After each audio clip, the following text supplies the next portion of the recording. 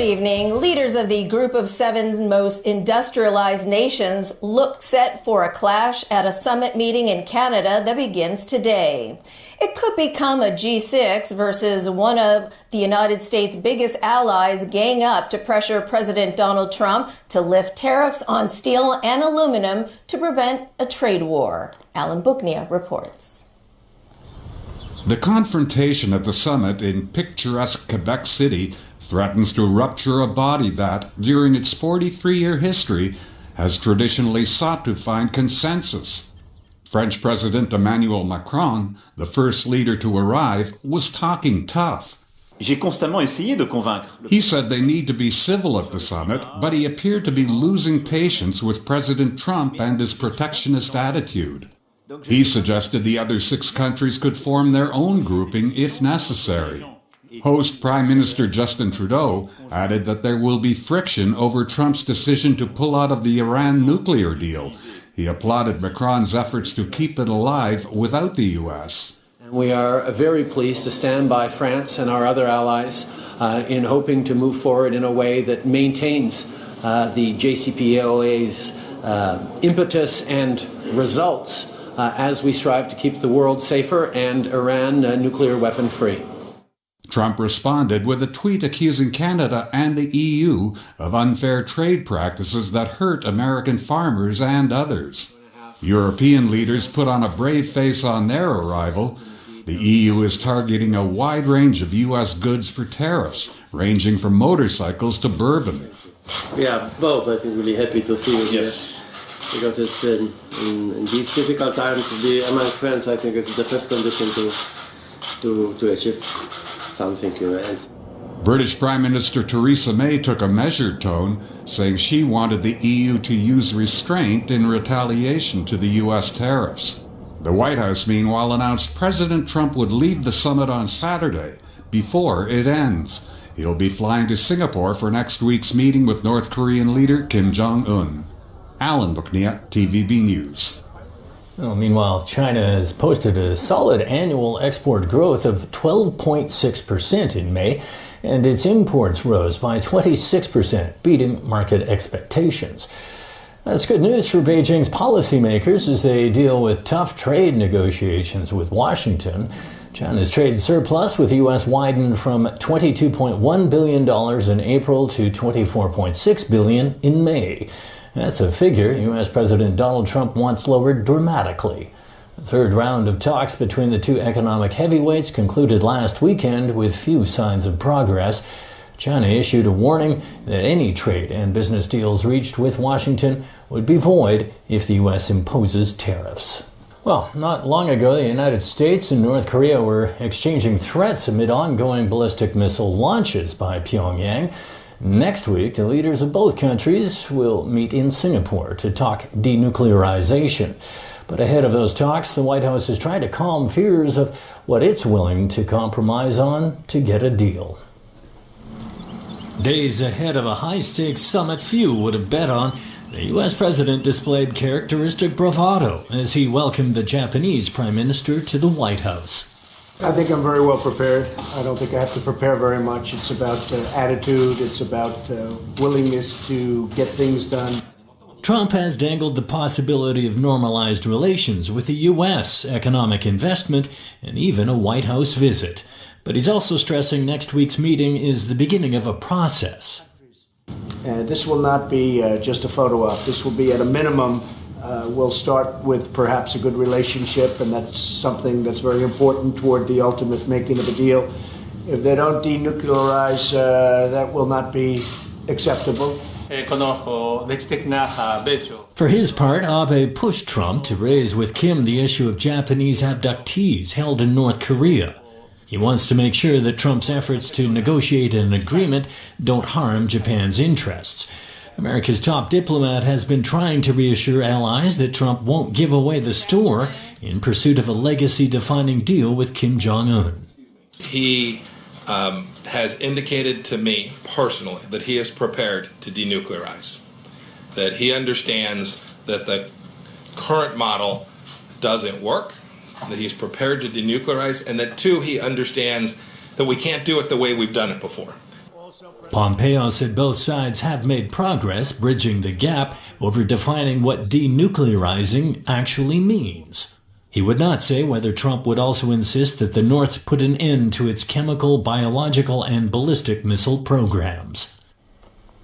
President Xi Jinping welcomed his Russian counterpart Vladimir Putin today ahead of a summit featuring their two countries and 6 other Asian states. Russia and China have sought to expand their economic, political, and military cooperation.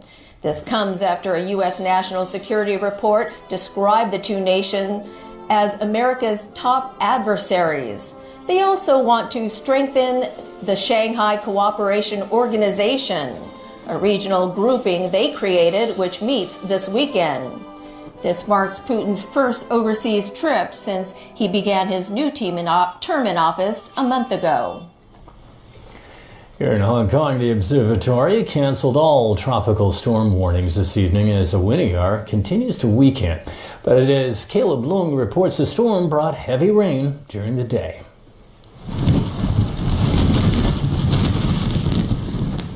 Hong Kong saw another day of downpours as the observatory issued the first red rainstorm warning of the year. The amber rainstorm warning was hoisted at around 7 this morning and was raised to red at 11:30 a.m. It was lowered back to amber an hour later and cancelled at 2:15 p.m. These tourists planned on going to the peak, the only attraction they had arranged for their trip. However, they saw no point in going because of the weather. Traffic was also affected by the heavy rain. There were long lines of commuters at the Cross Harbour Tunnel stop in Hong Kong waiting for buses during the morning rush hour. The observatory says the heavy rain was brought by the outer rain band of El Niño. Over 50 millimeters of rainfall had generally recorded. And some area, especially the eastern part of Guangdong, Zhangguanglou and Saigon, had also recorded more than 100 millimeters of rainfall. The observatory is expecting hot weather early next week with sunny periods and a few showers. There was at least one report of a tree collapse. A 10-foot tall tree in mid-levels fell on Robinson Road at around 5 a.m. Firefighters later removed the collapsed trunk. Over in Macau, classes at kindergarten, special schools, as well as primary schools were cancelled today. Ferry services between Hong Kong and the Enclave were not disrupted. Caleb Leung, TVB News. British snooker player Stephen Lee has managed to avoid jail time here in Hong Kong after both sides agreed on a good behavior bond. Lee was originally arrested for teaching snooker here without a work permit. Winna Wong tells us more. Stephen Lee was able to breathe a sigh of relief today after his breach of stay case was dismissed at the Shotton Law Courts. On Wednesday, his lawyer suggested a $1,000 12-month bond to the prosecution side. Lawyers representing the Immigration Department announced in court that they had agreed to the bind-over. Magistrate Colin Wong apparently slammed both parties for wasting the court's time and asked why the decision could not have been made earlier.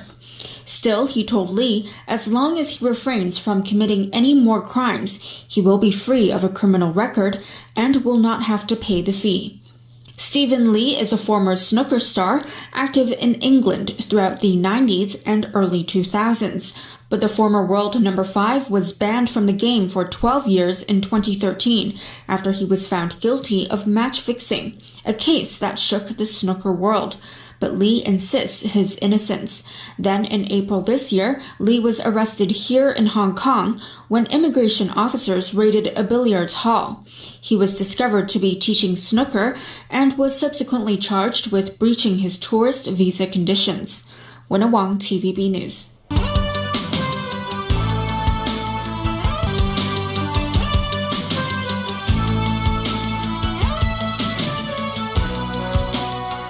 Welcome back to TVB News. Lawmakers are demanding the government set up an independent commission of inquiry to investigate reports of corner cutting at MTR construction sites on the Sha-Tin to Central Link project. Sharon Tang reports.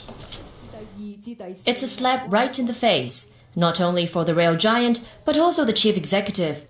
During a LegCo House committee meeting today, pan-democratic and pro-establishment lawmakers made a rare display of unity. Not only did they reprimand the explanations by the MTRC, but they will also be writing to the chief executive to call for an individual investigative body. Over the past week, the MTRCL has given different explanations, but every day that explanation is different. They release information in drips and drabs, and we are deeply dissatisfied. It is a major incident. The platform is very crucial. In future, the platforms will be used by the trains, so public safety is at stake. They also give us an impression that they are withholding key information. Still, there. 買車保可以有幾爽？過千款私家車，甚至連商用車都可以即時網上投保，仲可以用呢啲 Apps 交文件，全程網上搞掂。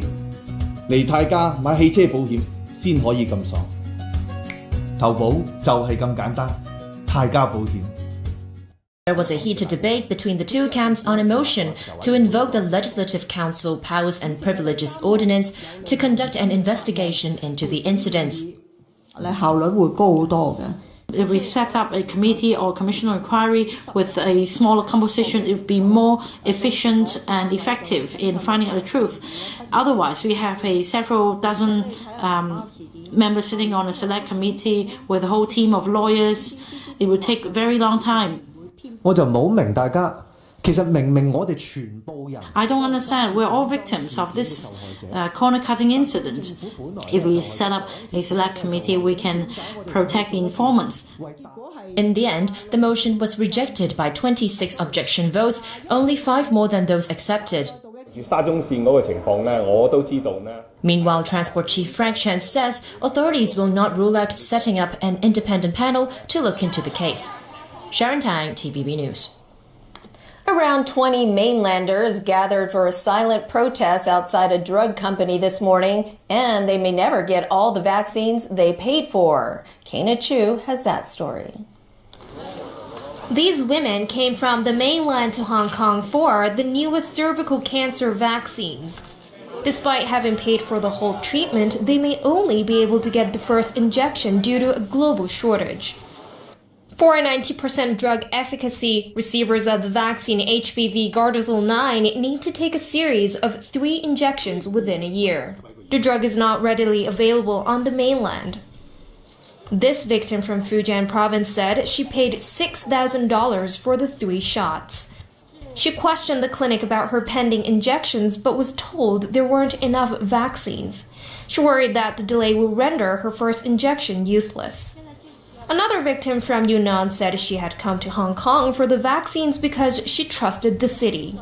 Now she wants a full refund plus reimbursement for all the expenses she incurred traveling here. A spokesperson of a victim support group said they have received around 900 cases since November last year.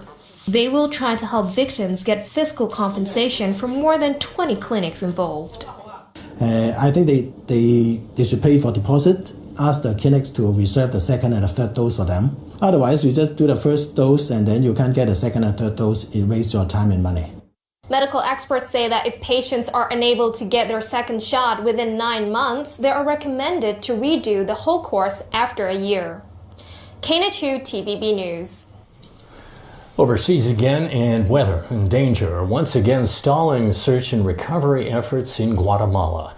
The death toll from a series of volcanic eruptions that began on Sunday continues to rise. It currently stands at 109, with many more missing. Authorities say almost 2 million people have been impacted by the eruptions.